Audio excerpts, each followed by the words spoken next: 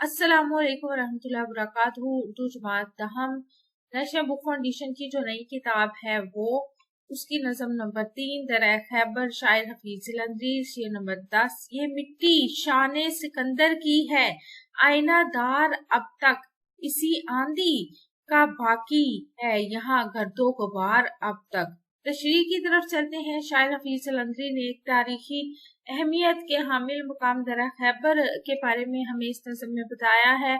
शायर कहते हैं कि ईरान को फतह करने के बाद पख्तूनों के सूबे गंधारा का कब्जा करने वाले जो सिकंदर आजम हैं, उनकी फौजों को इसी दरिया खैबर पर मज़ाहमत का सामना करना पड़ा था। यानी जब वो इस इलाके में आने के लिए उन्होंने दरिया खैबर का रास्ता चुना तो उन्हें वहां पे मुज़ाहमत का सामना करना पड़ा, इन्हें यहाँ से रास्ता बदलना पड़ा। इतना ज्यादा दुश्वार गुजार उन्हें ये लगा कि उन्हें रास्ता बदलना पड़ा था। तो शायर कहते हैं कि सिकंदर आजम जैसे अजीम जो फातहीन है यहाँ पसपाई का शिकार हुए।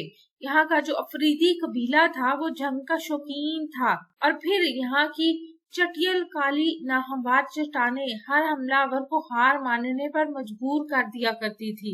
वो इतनी सख्त और इतनी दुश्वार गुजार थी कि कोई भी आसानी से वहां से गुजर नहीं सकता था और मुकामी जो कबीला है या मुकामी जो लोग हैं वो इससे फायदा उठाते थे और मुखालिफिन को पसपा होने पर मजबूर कर देते थे। सिकंदर आजम जब इस गुजर का को पार ना कर सका तो वो पेशावर भी दाखिल ना हुआ और उसने अपना रास्ता तब्दील कर लिया था। इसको दरे के आगे सर झुकाना पड़ा था। शायर कहते हैं कि इसी वजह से आज तक हर किसी पर इस जगह का रोब और दबदबा कायम है कि जब अजीम फातिह सिकंदर यहाँ झुक गया तो और कोई फौज इस पर काबिज होने का सोच भी नहीं सकती। और कोई जो फौज है वो कैसे काबिज हो सकती है जब आधी दुनिया को फतह करने वाला यहाँ से ना गुजर सका, तो फिर बाकी कैसे गुजर सकते हैं। नज़म में सनत तलमी का इस्तेमाल हुआ है। सिकंदर आजम की तारीख पर इस शेर में रोशनी डाली गई है।